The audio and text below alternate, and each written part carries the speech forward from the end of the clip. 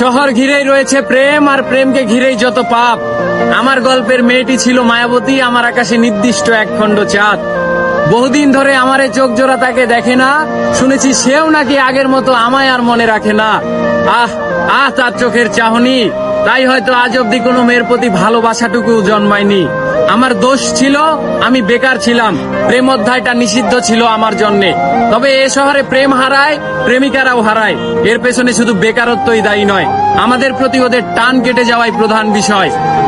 আমার সাথে প্রেম থাকাকালীন অবস্থায় আমি তার গায়ে স্পর্শ করিনি, তার সতীত্ব নষ্টের কারণ হতে চাইনি। তবে আমার প্রেমিকা বড্ড নীতিবান, সে তার বর্তমান প্রেমিকের সঙ্গে অশ্লীলতা করে, আমার এ করুণ অবস্থায় আজ তীব্র হারে অনুশোচনা করে।